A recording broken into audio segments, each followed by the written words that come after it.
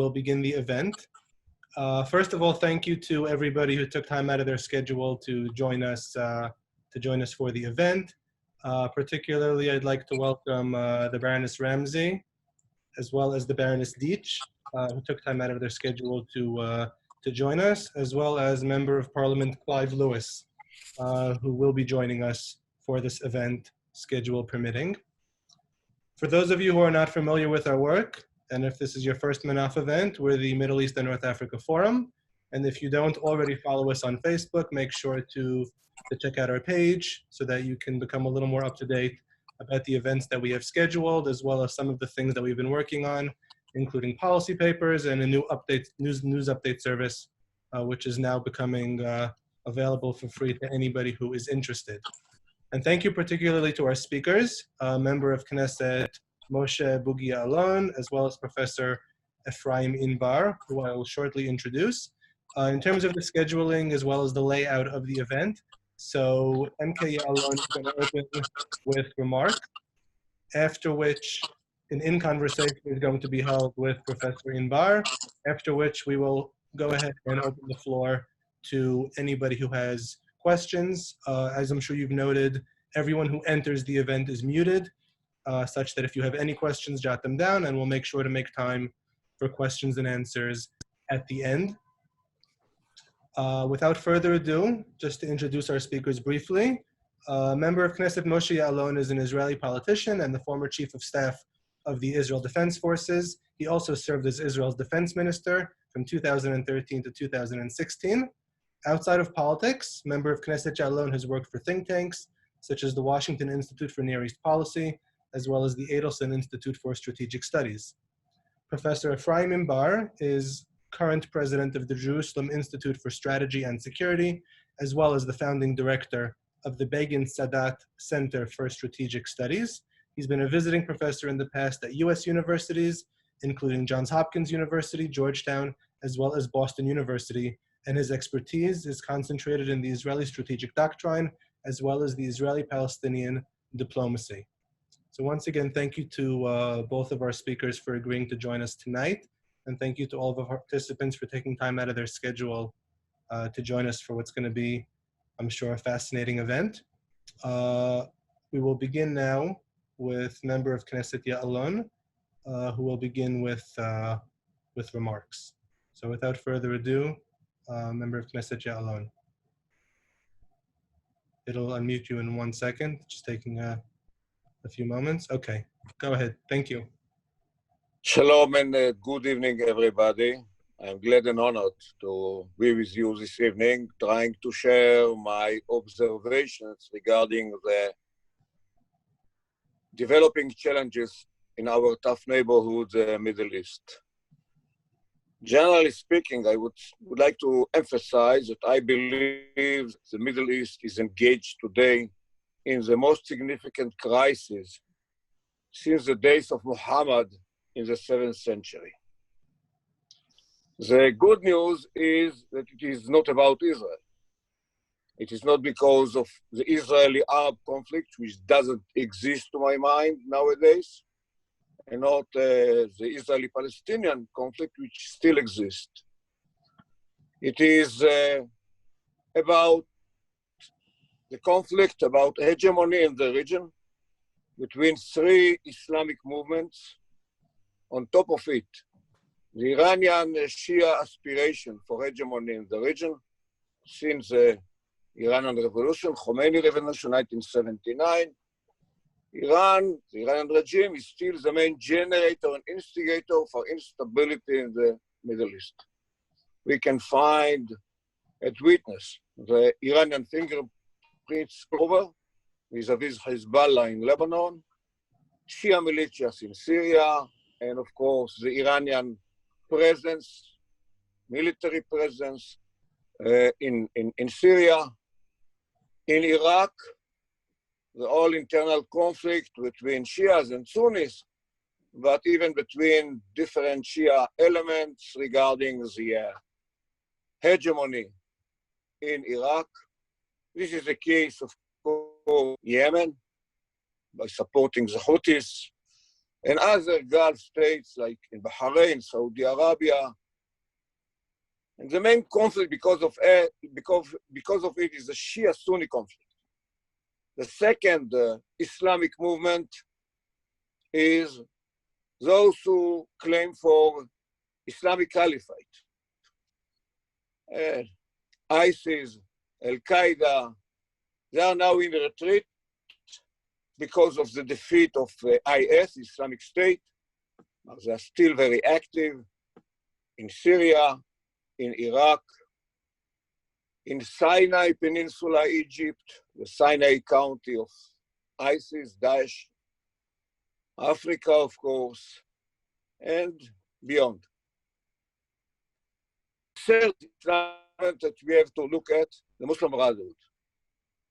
In a way, internal parties like Egypt, Hamastan for us in the Gaza Strip, Hamas is the organization, a political movement in Jordan, but the dominator party claiming for hegemony is Turkey, claiming for neo-Ottoman empire based on the Muslim Brotherhood ideology. Those three movements are internal movements, not external colonial movements.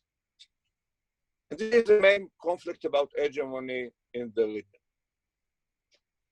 Israel, in this case, is on the Arab regimes.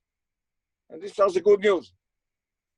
That's why I claimed at the beginning that there is no Israeli-Arab conflict for me, as we share common enemies for Saudi Arabia, United Arab Emirates, other Gulf states, North African countries, Egypt, Jordan, they all share with both. Why conflict, the Persian-Arab conflict? We are neither Shia nor Persians, but we are on the same side with the Sunni Arab regimes. This is the case with jihadists, ISIS, Al-Qaeda, with certain differences, reservations. This is not on our agenda, ISIS and Al-Qaeda, but we are on the same side with the Sunni Arab regime, especially with the Egyptian government fighting ISIS in Sinai, and of course, Jordan and other parties in the region. When it comes to the Muslim Brotherhood, of course, as I mentioned, for us it's Hamastan, Hamas in Gaza, Hamas is the organization in the West Bank as well. But Turkey is the main power claiming for hegemony, and we share common interest with the Sunni Arab regimes. We don't like the idea of Erdogan to gain hegemony, whether by military intervention in Syria or in Libya, or cooperation with Qatar, military bases in the region. So we are on the same side. That's why Israel today enjoys relatively calm situation security-wise. We enjoy peace and quiet along the border with Lebanon. In Syria, there are certain activities, I would say, not to allow Iranian threatening presence against us. Here and there, you can hear about Israeli activities. Of course, with Jordan, very quiet border. This is the case with Egypt. And of course, this is the case in the West Bank after the defensive shield operation of 2002. We keep the freedom of operation. We are not deployed in the Palestinian cities, areas A as it is called. But when we have any piece of information, early warning information about Hamas, Palestinian Islamic Jihad, or ISIS, terrorists, and the Palestinian security apparatus, they don't arrest them. We are there to do the job. Of course, Iran is the main generator and instigator in the region. And we deal with the arms of Iran, Hezbollah in Lebanon, Shia militias in Syria when it is needed, and other places. On top of our agenda is not to allow the Iranian regime to obtain, to acquire military and nuclear capability. This is the same first priority in the last decades or so. But nowadays, when we look to the situation in Iran, first of all, the Iranian regime is challenged by the coronavirus. I would say, generally speaking about the Middle East, that the coronavirus pandemic is a stabilizer regarding security. Every party, each party has to deal with it, in Lebanon, in other places. In Iran is the most significant challenge. We don't know really the numbers, but we assess that the death toll is about 30,000. And the Iranian regime in the last 2 years is challenged, of course, by the crippling sanctions. And the Iranian economy is in shambles. Of course, this regime is waiting for the elections in the United States. They prefer, without intervening in American politics, they prefer to have another president, believing that the new administration will ease the situation regarding the sanctions. I'm not sure that they are right, but nevertheless, they try to survive until November and then to make the decisions.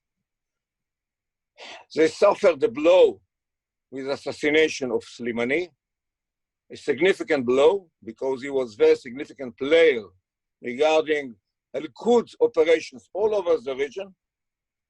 His successor, Rouhani, is not able to perform as Soleimani performed in the region, but nevertheless, they try to survive.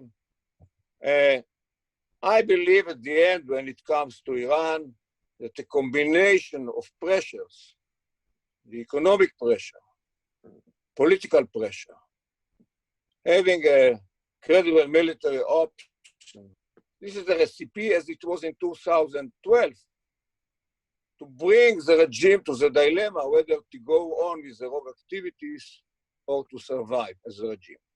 And as it happened in 2012, the time of Obama's administration, they decided to come to the table to negotiate the deal. It might be that they will come to the table to renegotiate a new deal. Depends on what will happen in the US presidential elections, of course, and the situation toward the end of the year regarding the economic situation and other developments in the region. When it comes to the Gaza Strip, it is the most sensitive area challenging us. Today, the Gaza Strip is controlled, of course, by Hamas. We call it Hamastan. But there are certain Palestinian Islamic Jihad elements looking for independence when it comes to launching rockets, other terror activities, tunnels. But recently, in the last couple of months, we enjoy a calm situation. We believe that it was because of the coronavirus. They needed our help, but there are some other considerations regarding the Hamas leadership in the Gaza Strip, preferring now to keep the situation calm, not to provoke rockets launching. And we try to exploit the situation to stabilize it, even by having any kind of arrangement, a long run arrangement, which so far we haven't succeeded in reaching it.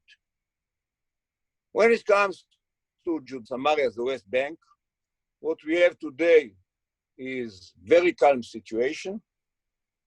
Part of it might be the coronavirus pandemic. They need our help. But of course, this is the result of our ongoing activities since 2002, defensive shield operation, and the Palestinian interest to keep the security situation calm.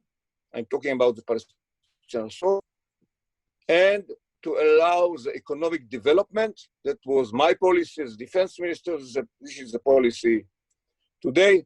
Big stick against the terrorists, the terror organizations, security cooperation with the Palestinian security apparatus, of course, and to allow the Palestinians who are not involved in terror, most of them, to live in dignity, to enjoy well-being. The discussion about annexation raised some unrest. Today, it is not on the table. It is not on the agenda. It might be in the newspapers or in certain think tanks, but not on the ground. Although there are discussions, part of them are related to the successor of Abu Mazen, Mahmoud Abbas, many considerations, but I believe that the common knowledge today is that nothing is going to happen immediately. 1st of July is over without annexation. So the situation is calmer today than it was before the 1st of July. I'm not sure that something will happen before November, the presidential elections, but let's wait and see. Nevertheless, I believe that it is clear and obvious that the Palestinian Authority is dependent on Israel. I claim that when we look to the situation in a very long run, the vision at the end, to my mind, is of course separation. We have the State of Israel, we have Palestinian political entity, late Yitzhak Rabin called it a political entity which is less than a state, as are demilitarized. We keep the borders all over. And at the end of the day, according to Rabin's vision, as he spoke about it in his last programmatic speech on October 95, at the end of the day, it will be a Palestinian political entity, less than a state. We are not going to withdraw to the 4th of June, 67 lines, border lines, which are not defensible borders. We are going to impose our sovereignty on the settlements, the clusters, the settlements in Judea and Samaria. The Jordan Valley should be kept under Israeli control forever, as he said in the broadest interpretation of the term, the Jordan Valley, which is Yigal Allon's land from the river up to the hills because of security reasons. And Jerusalem will be unified forever to include Ma'ale Adumim, he said, and Givat Ze'ev. This is the case. I don't see a final settlement to the horizon. But I believe that there is a deep understanding within the Palestinian Authority as well among the Palestinians in the West Bank that we are like Siamese twins. In the end, when we are talking about the economy, there is no a Palestinian viable economy. I don't see it in the coming future. And the real economy is 200,000 Palestinians who are employed by Israelis. 100,000 in Israel, 100,000 in Judea and Samaria, the Jordan Valley. Water, electricity, infrastructure, they are dependent on us. Gas, dependent on us, as well as security. I claim that Mahmoud Abbas understands that without the Israeli overall responsibility for security and our activities against his rivals, Hamas, the Islamic Jihad, and ISIS, he was not able to survive, as he didn't survive in Gaza. So that's what I claim. We live like a Siamese twins. That's why I claim it comes to the Israeli-Palestinian conflict, which still exists. The longer way is a shorter one. I published a book with this title last January in English. I published in Hebrew earlier. And I explain and I talk about my experience regarding our challenges at all, and especially the Israeli-Palestinian conflict, which brought me to politics. I hate politics, understood that I have special observations regarding the conflict, and I'm happy that I spent 7 years in the government influencing about getting rid of what I call the misconceptions regarding the conflict. Nevertheless, I prefer to implement what I call the bottom-up approach. Top-down is going to Washington, to the White House, conferences, peace accords written by lawyers. I am a great believer in interest. That's why I believe we enjoy this kind of relationship with the Arabs around us today, with the Sunni Arab regimes. Interest, without peace accord, without lawyers, without peace conferences. And this is my way regarding the Israeli-Palestinian conflict. Let's improve the economy from the bottom up. Let's improve the infrastructure from up. Let's improve security. And that's why I believe that we enjoy relatively calm situation security-wise. Regarding the coronavirus, few words about it.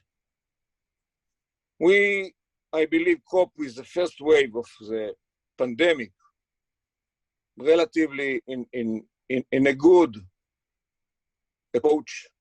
Nowadays, we are engaged in the second wave of the pandemic. Just today, what we call the coronavirus SAR has been nominated. Some political reasons not allowing us to deal with it properly, and I hope that we will improve our policy, strategy, operations regarding the pandemic, as I believe that Israel is well prepared for such crises, emergency situations. We have all the capabilities and tools to deal with it properly, and I believe that in the coming months, we will overcome it. Thank you so far. Ephraim, it's your turn. Thank you, Member of Knesset Ya'alon, for your insightful remarks. I think it was particularly helpful to get that regional overview, because often many people speak about annexation and what's happening in the West Bank, Judea and Samaria, and they try to disconnect that from everything that's happening around us. And many people, as you said, specifically newspapers, try to market it because it sells as the most important thing happening in the region, when there are many other things that are of course transpiring. So thank you for those insightful remarks. As I said earlier, we're going to now have an in-conversation with Professor Imbar and Member of Knesset Ya'alon. I'll ask that everybody again hold their questions until after the in-conversation, after which we'll open the floor to questions and answers from everybody. Please, Professor Imbar. Okay, Bogi Alon gave you a good tour of horizon of our region. And I understand that my mandate was to speak about what you call annexation. And first of all, I want to point out that this issue appeared on the Israeli agenda as a result of an American initiative. The American peace plan called the deal of the century. I'm not sure if they meant that it will be implemented until the end of the century or before that. In any way, we have in January, finally, the peace plan was announced in Washington. We all know that there was an input into this plan by the Israeli government because of the close relationship between our Prime Minister and President Trump and the administration. This is the best plan Israel was ever offered. Basically, it's a plan that takes into consideration Israel's national security concerns. It takes into consideration that Israel is not going to divide the city of Jerusalem. And it also takes into consideration that a solution to the Israeli-Palestinian conflict doesn't have to involve a Jewish refugee problem, basically, telling the Jews that live in great numbers, in Judea and Samaria, to leave and settle elsewhere. So this is a good plan, and from an Israeli point of view, of course. And I must say that it is quite inconceivable that any Israeli government would say no to an American plan. We offered other plans before that, which were not as palatable to Israel, and we said yes. We said yes to Clinton parameters. We said yes to Obama plan in 2014. To say no to President Trump is not something that an Israeli government will consider, particularly taking into consideration that this is, as you probably know, quite a narcissistic president who wouldn't take a no very easily. And we don't know yet who is going to be the next president. I'm not an expert on American politics. It seems that Trump is in trouble at this time. But if I compare it to the elections 4 years ago, he didn't have a better picture of that, so we don't know. Anyway, it is an American plan, and we said yes. I think it is also important to point out that this plan basically has different assumptions about how to make peace or to manage the conflict between Israelis and Palestinians than previous plans. So this is basically an opportunity to discard previous concepts that proved ineffective. Basically, we have a certain Oslo paradigm that we all know that's not working. So we have some fresh thinking, a lot of work went into this plan. So my position, and I wrote it in a paper on, together with a colleague, Eran Lerman, Bogi knows him, and we advocated our government to accept the plan in its entirety, including those things which are problematic for some members of the Israeli political community, like negotiations over the contours of a Palestinian state, or freeze of building in certain areas, area C. And we definitely see this plan as a historic opportunity to include areas, additional areas in the, what you call the West Bank, we call it Judea and Samaria, into Israel. And we actually enumerated 3 criteria for incorporating territory in the West Bank into Israel. And those are, first of all, should be of great national security importance. Second, it should not burden us with what is a euphemism, a demographic problem, which is basically, not to increase the Arab population in Israel. And a third criteria is that such a step should command a large consensus in Israeli society. So if we look at those 3 criteria, it basically, if I translate it into territory, it translates into the Jordan Valley and the area around Jerusalem, Greater Jerusalem. And I would like to point out at the very beginning something that Bogi Alon mentioned. This is not a right-wing fantasy in Israel. This is the implementation of the strategic legacy of Yitzhak Rabin. As mentioned before, this was part of his last speech because before he was murdered by a right-wing fanatic. He mentioned Greater Jerusalem and the Jordan Valley in its larger sense. So this is, we checked again. I ran polls for years about those issues in Israel, and 70% of the Jews in Israel, over 70%, agreed that this should be done. If we include the Arab, and we also interviewed them in the poll, so the support is less, but still over 60% of the Israelis support such a step. So, and I want to explain that this area, Jordan Valley, as well as Jerusalem area, have great strategic importance. If you take a look at the map, Jerusalem is just 30 kilometers away from the Jordan River, which is the international border between us and Jordan, and this is the eastern border. The eastern border is the most important border for Israel because it is closest to Israel's heartland. Israel's heartland is a triangle of Jerusalem, Haifa, Ashdod. In this area, about 80% of our economic infrastructure lies, and about 70% of our population lives. The whole width of the country is just 80 kilometers. So it takes, Israeli driving, we drive fast, it's less than an hour. If you drive it with tanks, it may take a bit more.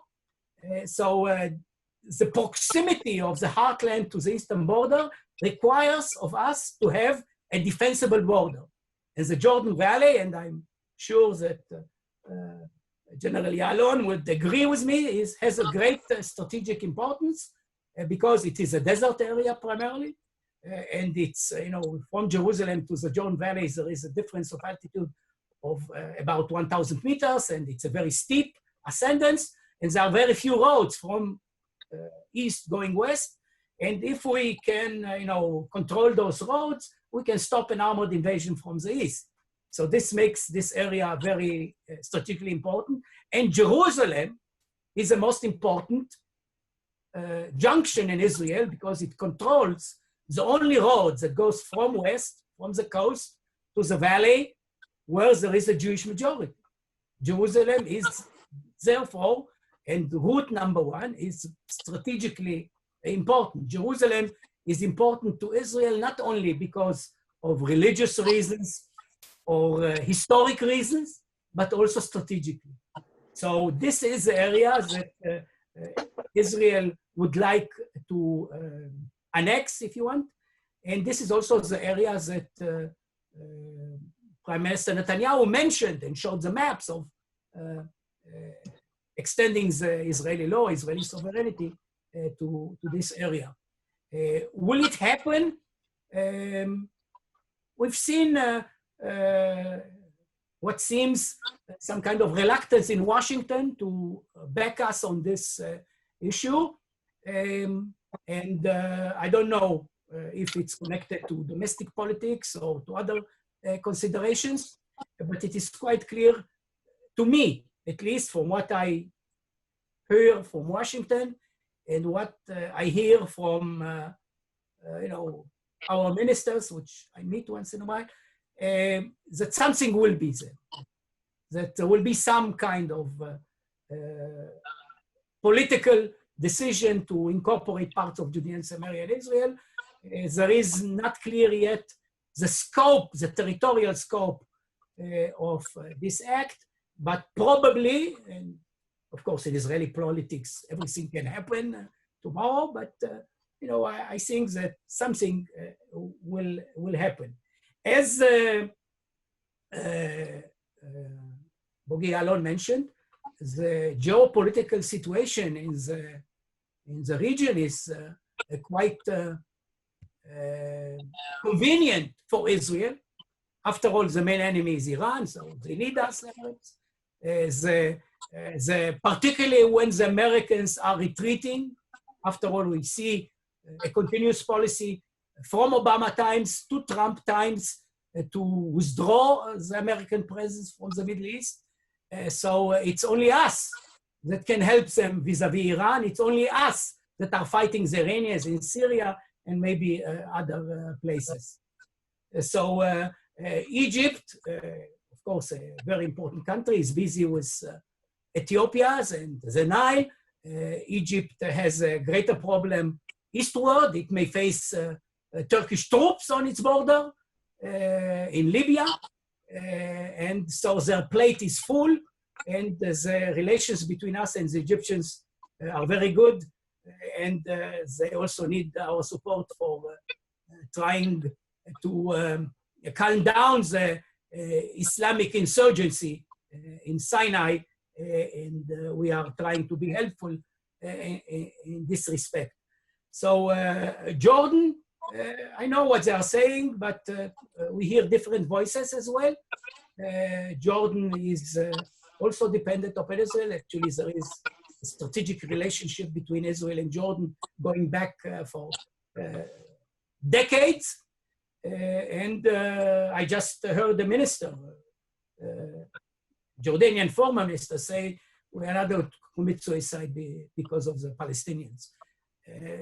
Generally, the Arab world is tired of the Palestinians. They really don't care so much. This is not on their agenda.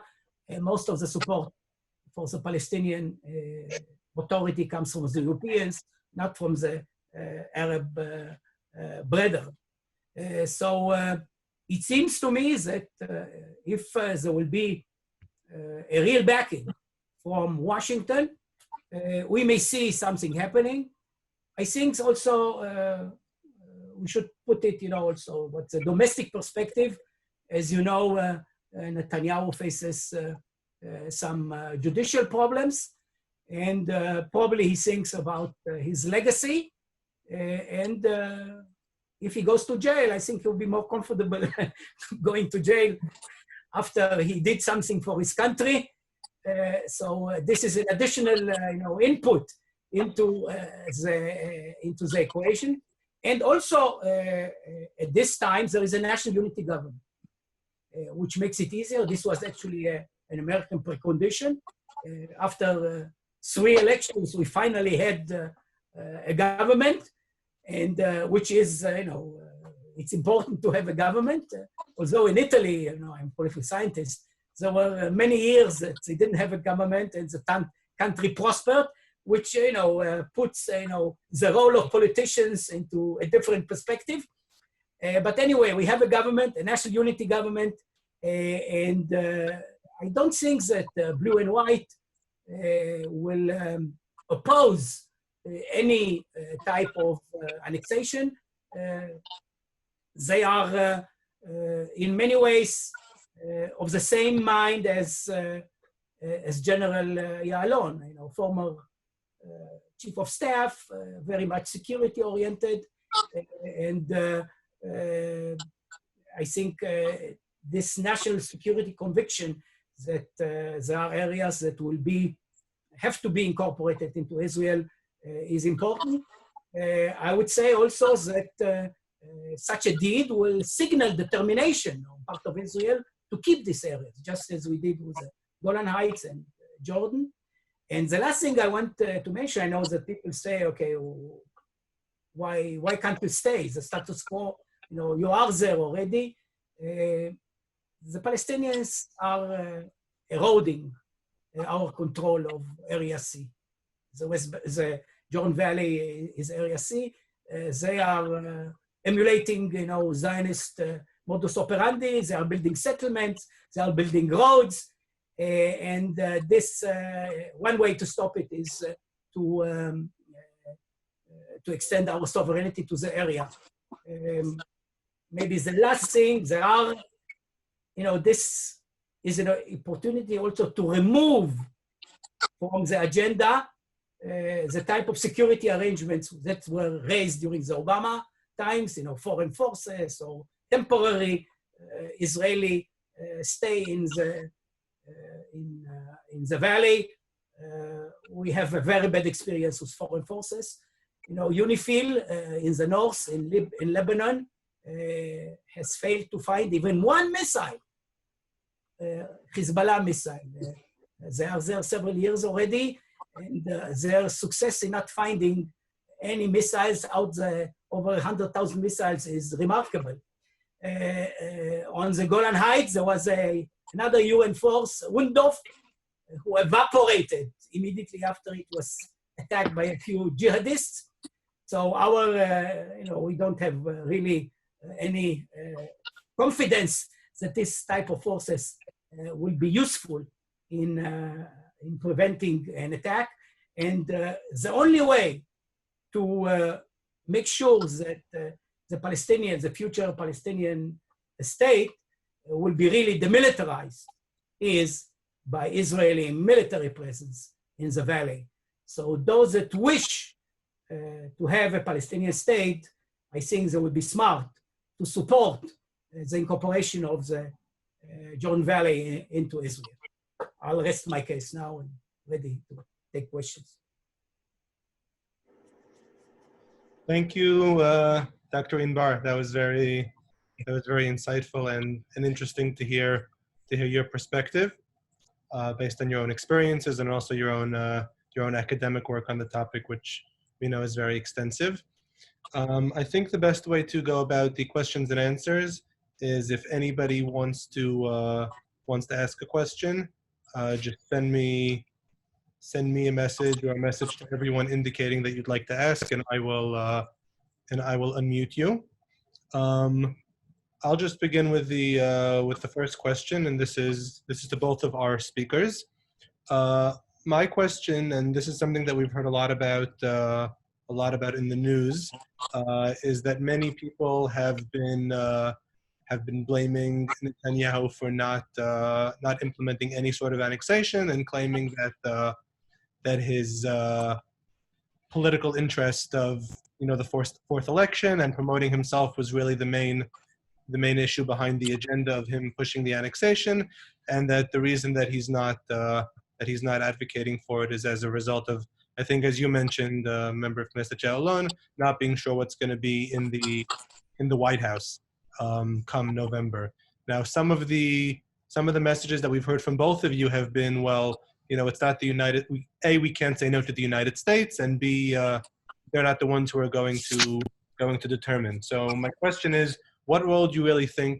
Obviously, this whole issue began with Trump's plan, but what role do you think the White House has at this point, influencing the government in Israel's decision to implement annexation, or how much do you think the ball is in Israel's court at this point, and perhaps Israel is the one who is stalling the process? The Trump plan is very good news for Israel. This is a change in the paradigm, or confronting the misconceptions regarding the Israeli-Palestinian conflict, which is first of all not in the epicenter of the challenges of the Middle East.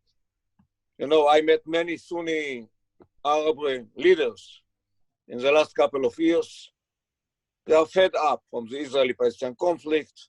As you can see, they don't support the Palestinians, to exclude Qatar, financing the Gaza Strip, coordinating it with us. And of course, they have on their agenda Iran, jihadists, Muslim Brotherhood, before starting to talk about the Palestinians, if at all. And this is a change. Nevertheless, when it comes to the Israeli-Palestinian conflict itself, I believe that we have better understanding in Washington what it is all about. It's not about territorial compromise with the 67 lands, as it was, land for peace or whatever. It's about their reluctance to recognize the right to exist as a Jewish state in any boundaries. The biggest settlement, illegal settlement, was not in Gaza. It is not in Judea and Samaria. It is Tel Aviv. Jaffa is an Arab Palestinian town. Tel Aviv is a Zionist creation. So I don't see a chance for final settlement with the Palestinians. I do believe that according to the Israeli interest, we don't have to govern them, neither to have them as Israeli citizens voting to our Knesset or second-grade citizens, apartheid whatsoever. So in one hand, we have to realize that there is no chance for final settlement. On the other hand, we don't want to have binational state. This is a Trump plan, which is according to late Yitzhak Rabin vision, as I mentioned earlier, to exclude swap wouldn't appear on Rabin's plan or vision at that time. Nevertheless, we had and we did embrace it with certain reservations regarding the swap or whatever. But I don't see really full implementation of the plan. It is a vision. It's like a compass to navigate accordingly. But it was used because of political reasons in Israel in the second and the third round of elections last year. At the end, it was used, to my mind, politically, not properly. It raised some tension between us and the king of Jordan. At the end, we didn't annex, but we have certain misunderstanding, I would say, crisis with the Hashemite kingdom. Nowadays, looking to the current situation, it might be that the White House will do something symbolic before the elections. I don't see a significant step. I don't see it. Talking with Americans, talking, of course, in our side with officials, I don't see significant step. It might be something symbolic. But I believe that at the end of the day, we have to use it as a vision and to implement at the end our sovereignty. But for meanwhile, to develop the Jordan Valley, to develop it, to settle it, to flourish it. And as I said, to do it from the bottom up, the economy, the infrastructure, and security as well. Regarding the Jordan Valley, you can't hear any Jordanian leader say publicly that the Jordan Valley under Israeli sovereignty, it is within the Jordanian interest. But I can tell you that I heard it. One of them, the first minister, said a couple of months ago that he prefers that along the Jordan River will be deployed 2 armed forces. What does it mean? Jordan, generally speaking, since the days of late King Hussein, they don't like the Christians to be across the Jordan. Neither Fatah land nor Hamastan. And with the Egyptian experience in the Gaza Strip, and you can talk with them, they are very upset from having a common border with Hamastan. Actually, if you talk with Egyptians, the only safe border is the border with Israel. And this is, I believe, the Jordanian preference as well. So generally speaking, we shouldn't hurry. We might face any kind of symbolic step taken according to the American interest regarding the elections, but we should go ahead in a bottom-up approach according to our interests. Thank you, Member of Knesset Ya'alon. Professor Imbar, did you have any comments that you wanted to add to the question? Yeah, I'll answer directly your question. I think the whole of Washington is central. If we do not get the backing of Washington, the national unity government will not vote in favor of such a step, even if there is another possibility that Netanyahu will bring it to the Knesset, and maybe there will be a majority there for such a step.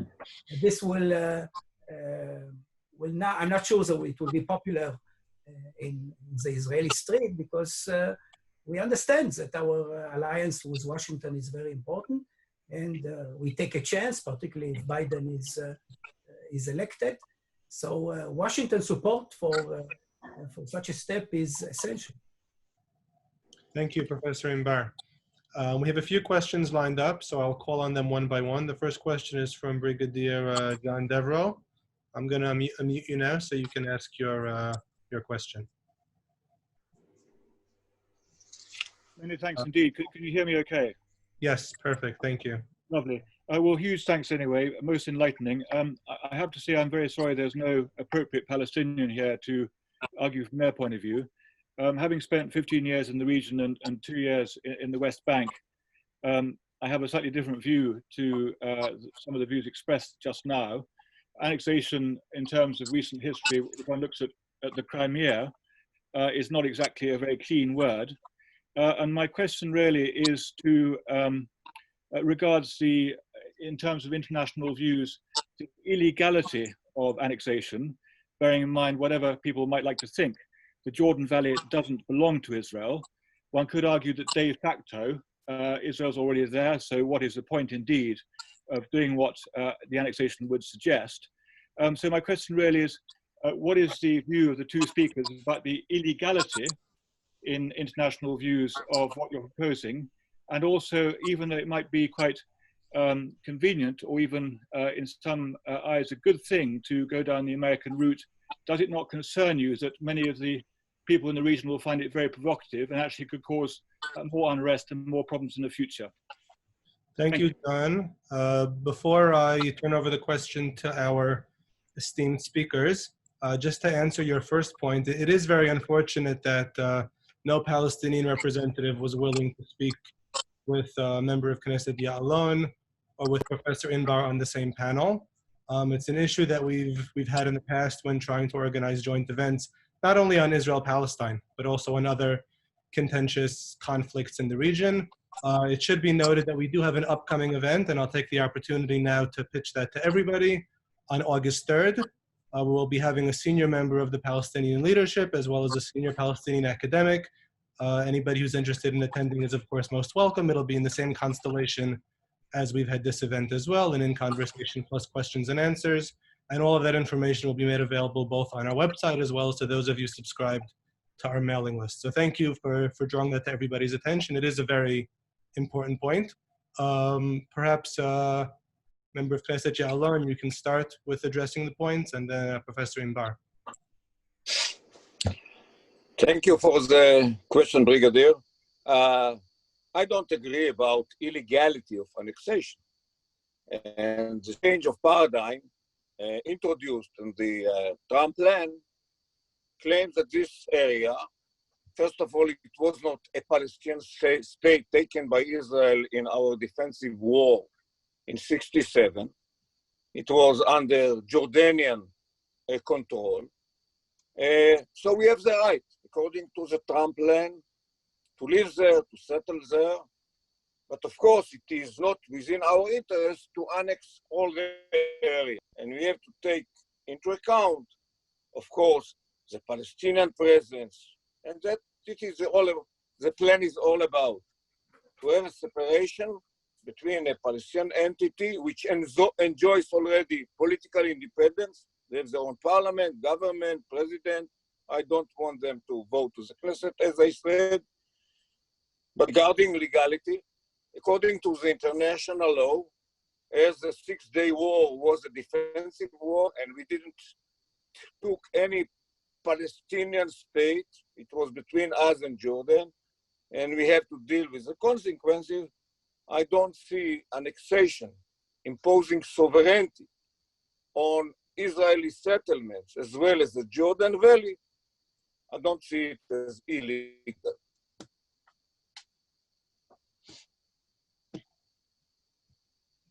May I add something? Yes, of course, please, by all means. I hear a lot about, the illegality of Israeli actions. First of all, it's not like Crimea. Crimea belonged to a sovereign state. Judea and Samaria doesn't belong to a sovereign Palestinian state. There was never a Palestinian state. But I really don't want to go into legal. I'm not a lawyer, and I'm actually don't care much about may shock you about this type of international law, because this international laws that you guys are referring to sees my presence, an Israeli, a Jew, is a Western Wall, on the Temple Mount. Those are, the holiest places to us, to Jews, is having an occupying role. Sorry, you cannot tell me that I'm an occupier according to your law, at the Western Wall or the Temple Mount.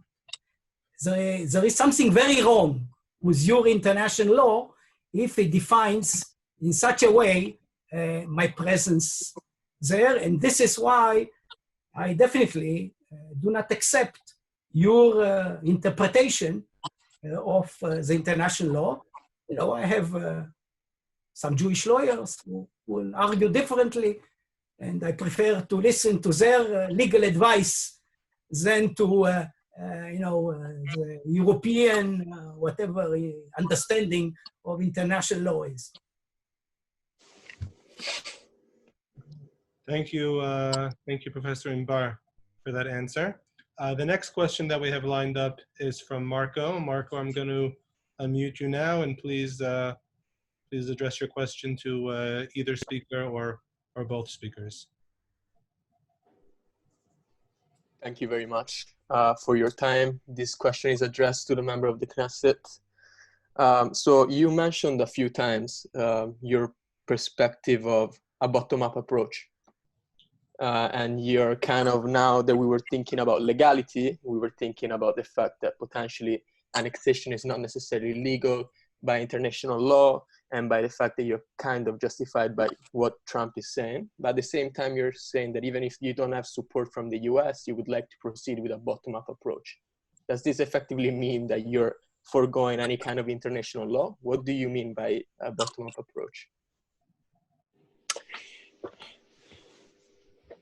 I believe in the bottom-up approach as I implemented it when I served as the defense minister.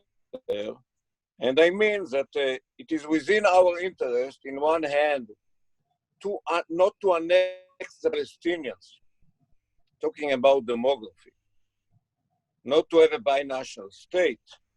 On the other hand, of course, to fight terror, to keep our security interests, as well as the Palestinian security interests, as we have common interest.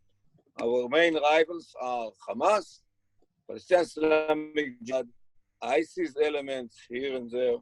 That's it. Nevertheless, it is within our interest that the Palestinians who are not involved in terror, this is a majority, the vast majority of Palestinians in the West Bank, they will live in dignity and will enjoy well-being. What does it mean? Developing and improving the economy, employment, all over, whether it is in Israel, as we have today, 100,000, whether it is in the West Bank, those who are employed in the settlements, in the industrial zones, subcontractors for Israeli enterprises. That's why I claim it's like Siamese twins. And that's what I mean from the bottom-up approach. When it comes to infrastructure, there's a lot to be done. The electricity system, the water supply, the gas supply, which is dependent, of course, on us, and security, cooperation. I have many Palestinian security leaders, as well as politicians, as friends, and they understand it, that in order to live together, side by side, there in Nablus or in Jenin or in the villages, and we in the Israeli settlements, as well as in Tel Aviv, we have to fight together common enemies, terror. That's what I mean, bottom-up approach. Top-down is going to peace conferences, peace accords written by lawyers. I claim that if peace accords written by lawyers, which are not backed, supported by interest, are useless. And if you have interest, you don't need the lawyers to write the peace accord. That's what I claim, the bottom-up approach, rather than the top-down. Thank you. Professor Inbar, did you have anything that you wanted to add to that? I think the basic strategy to the Israeli-Palestinian conflict is to manage the conflict, to try to do, to minimize pain to both sides, knowing very well that a solution is not in the finding. There is no solution for the near future because the gap of the positions between us and the Palestinians is too large.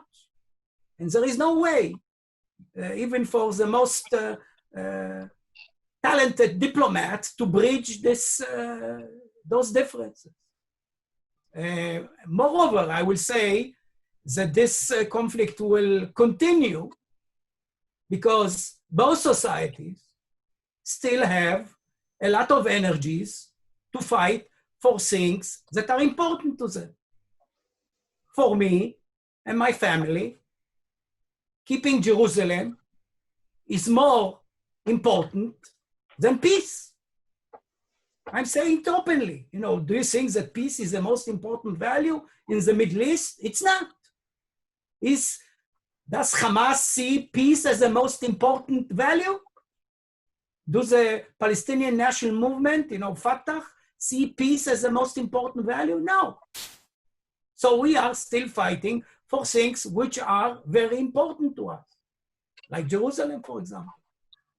And this is why there's not going to be peace anytime soon. And therefore, we should encourage the type of approach that was mentioned by Bogi Alon to try to take care of the economy, of the daily needs of the Palestinians in order to minimize pain. This should be the goal. Thank you, Professor Inbar, for that answer. I believe we have time for one more question from Jay. Jay, I'm going to unmute you now so you can ask your question. Jay is the co-chair of the Middle East and North Africa Forum, for those of you who don't know him yet. Jay, please go ahead. Hi, thank you first of all to both speakers. There are lots of questions that I could ask, but the one that I want to kind of zoom in on is on the implications of annexation if it were to go forward on Israel's relationship with the Gulf states, which obviously has undergone a rapprochement in recent years. And most recently, you had two very high-profile op-eds in Hebrew, no less, from Anwar Gargash, the Minister of State for Foreign Affairs in the UAE, as well as Youssef Al-Otaiba, another senior diplomat from the UAE, really saying we're so close to rapprochement, we're so close to actually establishing a normal relationship. Why do this thing that means that we have to save face, that could destabilize Jordan, could have implications for Palestinian refugee camps? I guess my question is it really worth it for Israel to forego a possible chance at normalization with its neighbors for these temporary gains?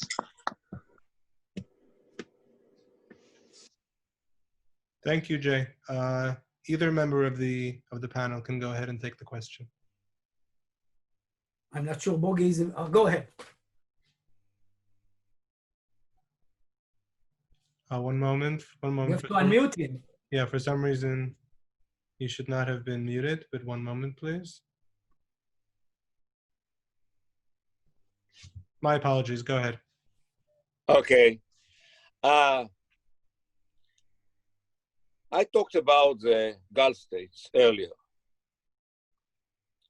And my very close impression from them, talking with them nowadays in my former capacity as defense minister, they care less about the Palestinians, to be blatant. I would say, first of all, that they have other troubles. Internal, of course, external challenges, as I mentioned. But I claim, generally speaking and historically, that the Arabs created the Palestinian problem as a weapon against us. Nowadays, as we are on the same boat, dealing with the same challenges, they don't need it. Having said that, just to mention that in a ceremony on January, last January in Washington, when the Trump plan was introduced, 3 Gulf states ambassadors participated. Those who didn't come, allowed it from here. To exclude Qatar, Jordan kept silence, because for Jordan it is very sensitive. I claim that we would have done it in different way, not to embarrass Jordan. Nevertheless, because we were engaged in elections, the annexation was used not properly, to say the least, by our government. And when we faced for the first time for years Arab League decision regarding the Palestinians are not on the Arab agenda for a couple of years. There are different challenges. So our relationship with the Sunni Arab states has been harmed because of the idea of annexation, generally speaking. If we are going to implement it, of course, we have to talk with them. We have to coordinate it in a way. We don't need them to agree. Even Jordan, they're not going to agree, but they can support, they can avoid any kind of condemnation, because at the end of the day, talking with them, they don't blame us for not reaching a final settlement. They are so upset from Mahmoud Abbas and Hamas, even by trying to reach any kind of reconciliation in Riyadh, in Mecca, in Cairo twice. So when you really talk with them, they don't blame Israel. We are not anymore the main enemy. We are not anymore the problem. We are part of their solution.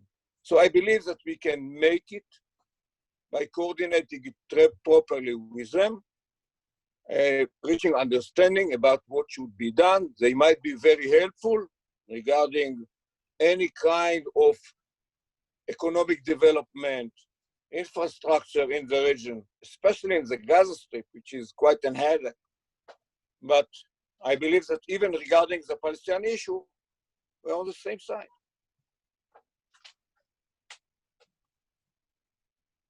Thank you. Professor Inbar, if you have further comments.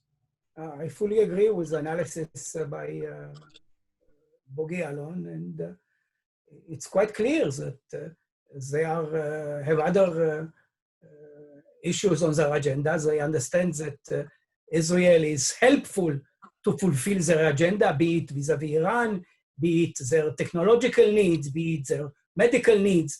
And they see Israel as a potential ally.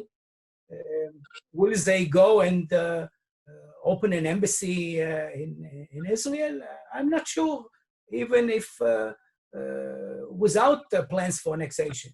And it's true, I'm in favor of incorporating the Jordan Valley, and we may pay a price, a diplomatic price, but I think the price is okay. The price is right. So the Jordanians will pull their ambassador from Tel Aviv for half a year. Maybe the Egyptians will do the same. We've been through this type of actions before, but what binds us together is much stronger. And much of the interactions are beneath the table. And, I have a friend that say, below the table in the Middle East is very crowded.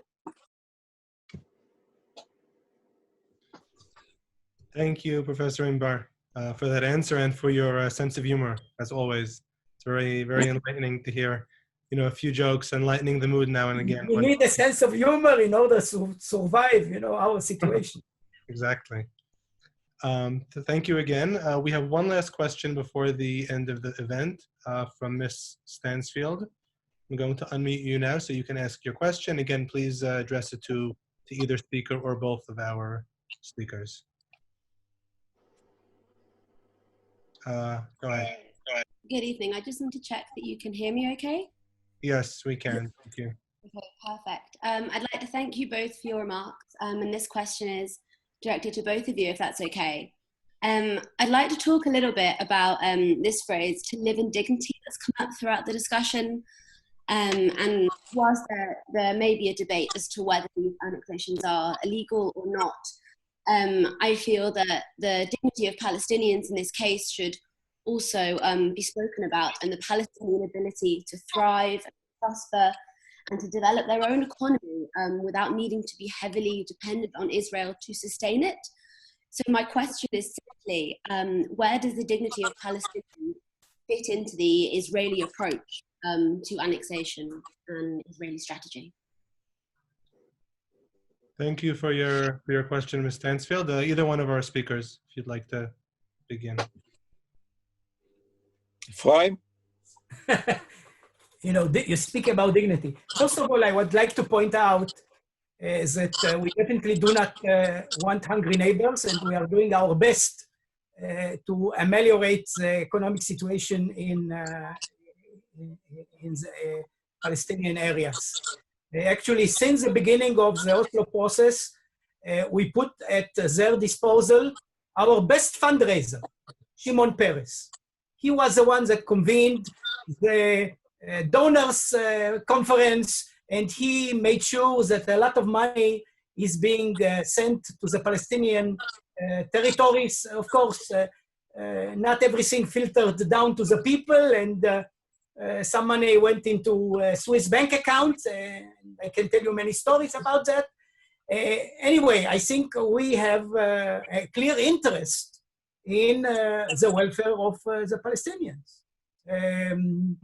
I'm not sure they deserve it, but that's a different issue. The Trump plan addresses those issues. If I remember correctly, it's $60 billion that are being donated by Arab countries, and maybe Trump definitely doesn't put his money on it. This is the plan. And finally, you know, I must say, you speak about dignity. You know, I was in military service at Paratou. Some of my best buddies were killed by Palestinians. And, you know, demanding of me to be considerate, you know, of Palestinian dignity is maybe something too much. They are, after all, our enemies. No, look what's happening from Gaza. There are terror groups in the West Bank that try to kill Israelis. So, you know, you know, with all my, I try to be nice, but, you know, I cannot ignore the price I pay for having such bad neighbors. So we are doing our best, and our efforts should be really appreciated, despite the fact that we are paying, you know, in the thousands, since Oslo, thousands of Israelis were killed by Palestinians. So don't forget that. I would like to take it in a personal way. I supported Oslo. I didn't have a clue about what was going in the negotiations and what has been achieved in Oslo. But as one who are fed up from wars, participating in most of the wars since '68, I'm looking for peace. And I heard from our leaders that by reaching kind of territorial compromise, we must have reached peace, tranquility. I supported it. 93. 95, I was nominated to be the head of the intelligence under late of Mr. Rabin at the peak of Oslo. I realized that land for peace turned to be land for terror, at the end with more than 1,500 casualties. And I realized the huge gap between our thought about territorial compromise to reach any kind of peace, tranquility, security was not Arafat's objective. You can't quote neither Arafat nor Mahmoud Abbas, not talking about Hamas leaders, ready to even to agree that territorial compromise based on 67 lines, to include the separation in Jerusalem, will be considered by them the end of conflict, finality of claims. On August 95, I came to the beginning of my term as the head of the intelligence saying, Mr. Prime Minister, I have to warn you, strategic early warning. I don't see any sign for reconciliation on the Palestinian side. And I didn't have to use my sophisticated intelligence sources. I just had to put on the Prime Minister table a couple of examples of the Palestinian educational curricula, not Hamas, Palestinian Authority, at that time led by Arafat. If you educate the young generation from kindergarten to aid us in a very anti-Semitic way, to wear explosive belts, to kill whom? To claim Palestine from the Mediterranean Sea to the Jordan River, where is the Jewish state?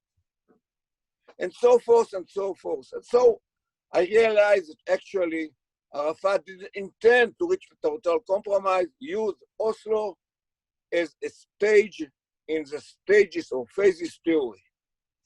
That was the way. So since then, I was very cautious. And as I said, as I don't want to control them, and they enjoy already political independence, I believe the vision of Rabin was very right. Political separation, two political entities, but at the end of the day, according to Oslo, entity is demilitarized.